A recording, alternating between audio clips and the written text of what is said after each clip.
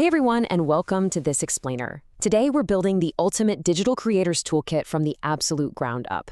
We're going on this really cool journey together. We'll start with the pure logic of writing your very first lines of code, and we'll end up with the exact tools you need to make your digital content totally accessible to a massive global audience.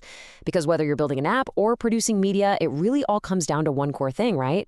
Communication. So let's dive right in with a fundamental question. How do we communicate our first message? When you're first learning to speak to a machine, the age-old tradition is to tell it to print "Hello World." But think about it. Once you've built your software or crafted your visual masterpiece, how do you then say "Hello World" to an actual human audience across the globe? Well, that's exactly what we're going to master today. Here's our roadmap for the explainer. We're going to kick things off by coding your first words and exploring Java with an awesome tool called JShell. After that, we'll pivot to the human side of the equation. We'll look at open source subtitle editors, break down their key benefits, and then review the absolute top tools available to creators right now in 2026. Let's get into it. All right, first step, coding your first words and setting up your environment. If you want to speak to your computer, you absolutely need the right workspace. And for a lot of us developers, that journey starts with a solid editor like VS Code. Now, once your workspace is ready and you've got a project folder, you have to create a file. And just like C uses .c or JavaScript uses .js, Java is pretty strict about its syntax. You've got to name your file with the .java extension. So something like hello.java. It's crucial because it tells you system exactly what kind of logic it's dealing with inside. Moving right along, let's talk about exploring Java with JShell. Because before we start building massive, super complex applications, we really need a way to just experiment quickly, right? Now, Java is incredibly powerful, no doubt about it. But honestly, it isn't exactly famous for being simple when you're just starting out. If you just want to test a quick idea, spinning up a full project feels like overkill. So enter JShell. Introduced back in Java 9, JShell is basically a scratchpad right inside your terminal. You don't need a huge file. You can literally just type 2+3, hit enter, and boom, the terminal instantly spits back a 5. You can even use it to quickly test built-in methods like system.out.println just to push text straight to the console. The contrast between these two approaches is actually pretty wild. JShell is all about rapid, instant gratification. You type online, you get a result. But if you're building a real application in a .java file, you can't just toss a single line of text in there and hope for the best. It requires strict structural rules, proper methods, and, of course, the absolute necessity of a semicolon at the end of your statement, to actually tell the machine that your command is finished. So, to move past that experimental JShell phase and build a real app, here is the exact rhythm you'll follow in your terminal.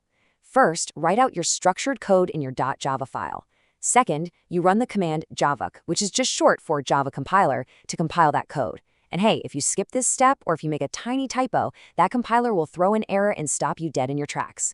Finally, once it's successfully compiled, you just run the code using the standard Java command. Okay, let's totally pivot our toolkit here. You've written the code, you've built the software, or maybe you've exported a really slick project. But here's the thing. Code speaks to machines, but subtitles speak to the world.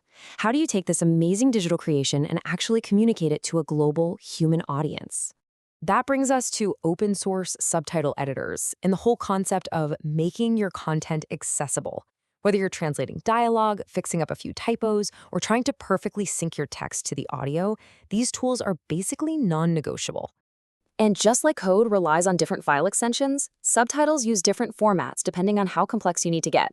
SRT or sub-rip text is basically your reliable workhorse. It's fantastic for basic font, color, and size tweaks. But if you need to level up, you move to SSA. That format handles up to 5 lines of text and even supports special animation effects. And for maximum control over layout and typeface, you go with ASS, or Advanced Substation Alpha. Fun fact, that format was originally designed to meet the crazy high demands of anime fans. So what are the key features and benefits here? Why should a modern creator rely on open source software for something as crucial as accessibility, instead of just dropping cash on expensive proprietary software? Well, the advantages are massive. First off, they drastically reduce costs because, they're completely free. Plus, since the code is open, you get this incredibly high level of flexibility to customize the software however you want. You've got passionate developer communities constantly backing and updating these tools. And honestly, the biggest win might be interoperability. They play perfectly with various video players and multimedia formats, so you're never locked into just one restrictive ecosystem. On a purely practical level, these editors take all the manual frustration right out of the process. You aren't just blindly typing words. They give you interactive visual audio waveforms. You actually get to see the peaks and valleys of the dialogue. That means you can perfectly auto-sync your text and easily adjust the timeline using simple split and shift functions. Add in built-in spell checkers, and your global message is guaranteed to look professional and accurate. All right, let's get into the top subtitle tools reviewed. We're going to check out the absolute best software for the job and highlight the top tools creators are using right now in 2026. The SourceForge repository is just packed with amazing options, so let's look at a few standouts. Check out this staggering number, 300. That is the massive number of subtitle formats supported by just one tool called Subtitle Edit. It's totally free, open source, and gives you both graphical and text-based views. It handles translation, spell check, runs on Windows, and even has Linux compatibility. Seriously, when you have over 300 formats at your fingertips, you're literally never going to hit a compatibility wall. But beyond that, there are some highly specific tools out there for really unique workflows. Need to process an entire folder of media in a flash? FFmpeg Batch AV Converter will max out your CPU to encode multiple files at the exact same time. Then there's OpenShot, an award-winning editor that lets you play around with 3D animated titles. Penguin's Subtitle Player is super clever. It creates a translucent overlay window that hovers right on top of any streaming video, letting you load custom subtitles over whatever you're watching. And if you need translation, Translate Subtitle File is your machine translation assistant. It plugs straight into APIs from Google, Azure, or IBM to automatically translate your files. To wrap up the educational side of this explainer, here's your totally actionable step-by-step game plan to start subtitling today. Step 1, choose and download the editor that fits your vibe.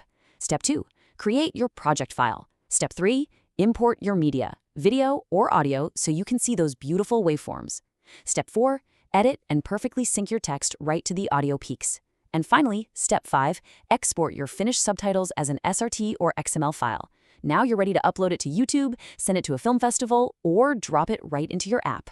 We've covered some serious ground today, from compiling your very first Java logic all the way to leveraging some incredibly powerful open source subtitle tools. You are now fully equipped with the logic to build and the global reach to communicate. So I'll leave you with this. What are you going to build today, and who in the world are you going to share it with?